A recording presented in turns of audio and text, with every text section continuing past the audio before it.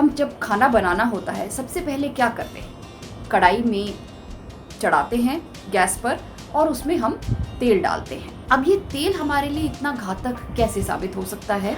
नमस्कार, फिट तक में आपका स्वागत है और आप देख रहे हैं हेल्दी लिविंग विद शर्म। मैं हूँ शर्मिला कन्नन, फिर से आपके सामने एक नए विषय के साथ। दोस्तों, सैचुरेटेड फैट्स या हेल्दी सैचुरेटेड फैट्स के बारे में हम पहले भी एक वीडियो आपके सामने ला चुके हैं। अब उसके बारे में थोड़ी सी और विस्तार से जानकारी प्राप्त करते हैं, इसलिए ये नया विषय आपके सामने हम लेकर आए हैं, जो है कि हम खाद्य तेलों का प्रयोग करने से आपको क्यों मना करते हैं, यानी कि खाना बिना तेलों के ही क्यों पकाना चाहिए। दोस्तों, हमारे देश में जितनी हमारी आबादी है और उस आबादी की जितनी ज़रूरत है, उस हिसाब से हमारा देश खाद्य तेलों का उत्पादन नहीं कर पाता है। हमारे देश में सोयाबीन का तेल आता है ब्राज़ील अर्जेंटीना से, सूरजमुखी का तेल आता है यूक्रेन रशिया से और पाम ऑयल आता है मलेशिया इंडोनेशिया से। यानी कि हमारी देश की ज़रूरत के हिसाब से करीब 70% तेल हम बाहर से ही मंगाते हैं।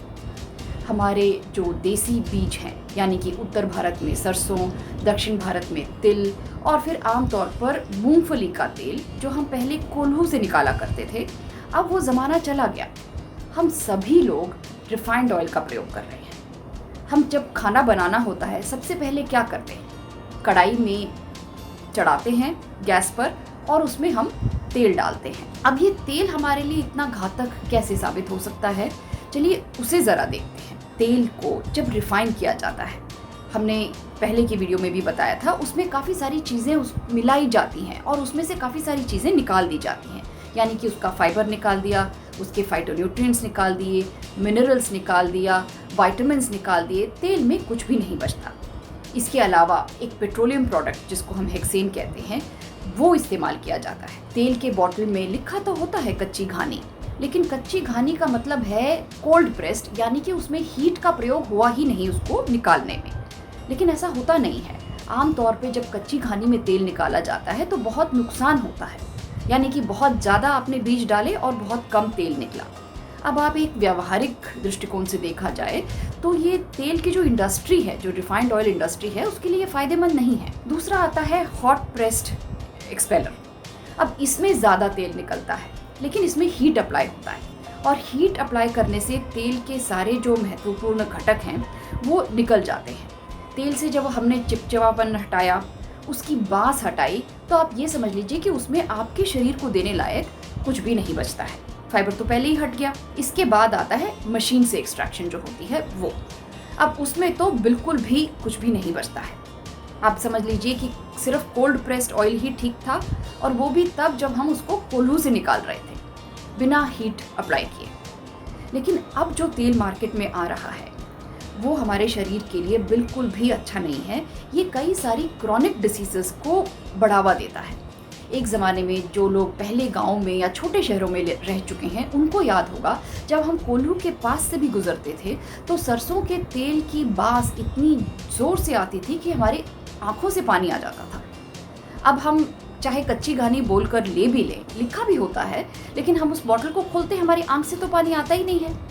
अब सोचिए कि क्या उसमें मिलावट हो सकती है। हेक्सेन नामक जो पेट्रोलियम प्रोडक्ट है वो तो है ही, इसको रिफाइन किया जा रहा है, इसको डीगम किया जा रहा है, न्यूट्रलाइज किया जा रहा है, डिओडराइज किया जा रहा है। दोस्तों, जो खाद्य तेल है, एडिबल ऑयल है, इसकी आप मालिश भी नहीं करते तो इसको खा कैसे लेते हैं? जिस चीज़ को हमने शरीर के ऊपर लगाना भी ठीक नहीं समझा, उसको हम खा भी रहे हैं। सोचिए शरीर के अंदर जाके ये क्या असर दिखाएगा। एक बड़े चम्मच तेल में 120 कैलोरीज होते हैं और तेल में 1 ग्राम में आपके शरीर में 9 कैलोरी जाता है, जबकि आप प्रोटीन और कार्बोहाइड्रेट खाएं तो सिर्फ 4 कैलोरी प्रति ग्राम आपके शरीर में जाएगा। जब छोटे से तेल में, कम तेल में ही आपके शरीर में इतना कैलोरीज चले गए तो वो शरीर को क्या करेगा? वो आपके शरीर को मोटा कर देगा। जब आप तेल को गर्म करते हैं, उसका जो केमिकल कॉम्पोजिशन है, यानी कि उसकी रासायनिक जो गुणवत्ता है, वो उसकी बदल जाती है और वो बीमारी देने लायक बन जाता है। टॉक्सिन्स पैदा करता है, डाइऑक्सिन पैदा करता है, फ्री रेडिकल्स पैदा करता है। और इससे बचाव के लिए हम क्या कर रहे हैं, तेल से आपके शरीर में डायबिटीज़ आ जाता है, फिर धीरे धीरे हाई ब्लड प्रेशर आ जाता है, उसके बाद कार्डियक डिसीजेस आ जाती हैं।